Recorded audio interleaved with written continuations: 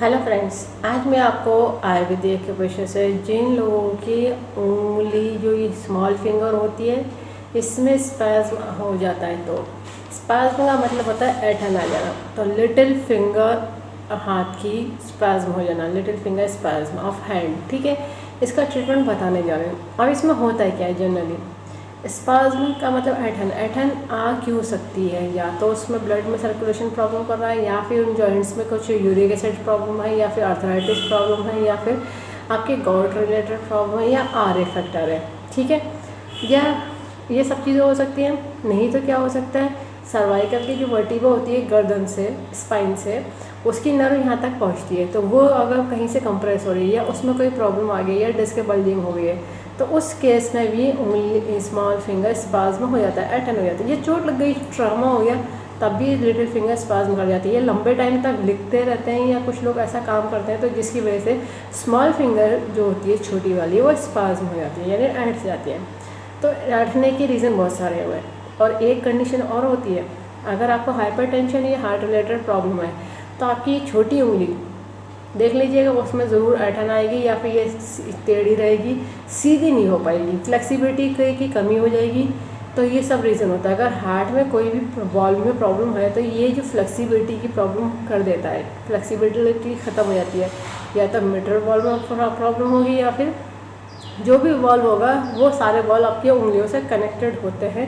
वो इंडिकेट कर रहे होते हैं कि जब उंगलियां किसी में ऐंठन आती है, सिकुड़ जाती है, या फिर उनकी में दर्द बना जाता है, या उनकी जो खुलने की जो होती है सीधी स्ट्रेट होने की, वो अगर प्रॉब्लम होता है तो वो अलग अलग हार्ट के वॉल से कनेक्टेड होती है, अलग अलग एरिया से कनेक्टेड होती है। एज के अकॉर्डिंग अगर हो रहा है तो वो हार्ट का भी हो सकता है, ठीक है। अब ये तो सब चीज़ें हो गई। अब अगर ये सब रीज़न है इस तरह से, अगर इसी वजह से प्रॉब्लम आई है तो उसके हिसाब से पॉइंट अलग से ऐड ऑन करे जाएंगे। अभी जो मैं पॉइंट बताने जा रही हूँ ये लिटिल फिंगर स्पाज्म को ख़त्म करने का पॉइंट बताने जा रही हूँ, ताकि आपके ठीक हो जाए, फ्लेक्सिबिलिटी बन जाए। तो ये उसको ठीक तो करेगा। अगर आपका वो प्रॉब्लम डिटेक्ट हो गया है कि रीज़न क्या है, तो पॉइंट अगर ऐड ऑन हो जाएंगे तो उससे ज़्यादा फ़र्क पड़ जाएगा, वो ज़्यादा ईजी हो जाएगा क्योर होने में, ठीक है। लगाने के लिए ज़रूरत होगी डॉक्टर टेप की, पेपर टेप की, किसी मेडिकल या सर्जिकल की शॉप से ले लीजिएगा। 1/2 इंची का टेप है, स्किन फ्रेंडली टेप है, कोई और सा टेप नहीं यूज़ करेगा, इस बात का ध्यान रखेगा। जिन्होंने कोर्स कराया है उन्हें पता है आयुर्वेदिक के विषय में यूज़ होती है बियल मैग्नेट, जो एक तरह से वाइट होती है, एक तरह से येलो होती है, टोन शेडर का काम करती है, प्लस माइनस एनर्जी होती है, नॉर्थ पोल साउथ पोल। ये बियल magnet human body acupressure point को स्टिमुलेट करने के लिए, बैलेंस करने के लिए बनाई गई है। इसमें पावर उतनी दी गई है जो ह्यूमन बॉडी के एक्यूप्रेशर पॉइंट को स्टिमुलेट कर सके, बैलेंस कर सके। जिनके पास मैग्नेट नहीं है तो उनके लिए सॉल्यूशन ये है कि हर घर में मिल जाता है मेथी दाना। मेथी दाना फेनेक्रिक सीड्स कहलाता है। ये वही दाना है जो तड़के छौके में इस्तेमाल कराता है, जिनका काम होता है प्रेशराइज करना। अगर आप मेथी दाना यूज़ कर रहे हो तो ध्यान रखिएगा, मेथी दाने को डेली नए सीड्स लगाना होता है। अगर दिन में लगा रखा है, 2-3 बार गील हो गया काम करने से या पसीने से ख़राब हो गया है, तो उसको हटा के नया मेथी दाना लगा लीजिए, क्योंकि मेथी दाना जो है जल्दी ख़राब हो जाता है। बियॉन्ड मैग्नेट आपकी लाइफ टाइम यूजेबल होती है, मेटेलिक होती है, ख़राब नहीं होती है, निकल के नहीं गिरती है। बस आपके जो टेप पर गिली हुई वो अच्छा होना चाहिए।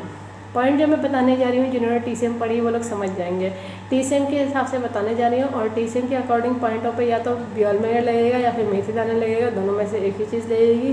कलर नहीं लगाइएगा, जिनको कलर की नॉलेज है वही लोग कलर लगाइएगा, बाकी लोग कलर बिल्कुल नहीं लगाया जाएगा, इस बात का ध्यान रखिएगा पॉइंट को ट्रीट करने के लिए। और जिनको कलर की नॉलेज है तो उसके हिसाब से अगर वो कलर लगा रहे हैं तो उसके ऊपर मेथी दाना या बियल मैग्नेट नहीं अप्लाई करेगा, एक बार में एक ही ट्रीटमेंट एप्लीकेबल होता है, ठीक है।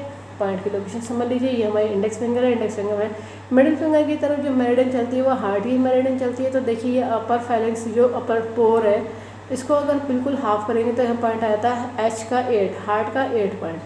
फिर देखिए अपर जॉइंट से जब नीचे मिडिल जॉइंट की तरफ बढ़ेंगे इंडेक्स फिंगर में मिडिल फिंगर की तरफ, तो पॉइंट आ जाता है हार्ट का 4, H4। 2 पॉइंट आएंगे।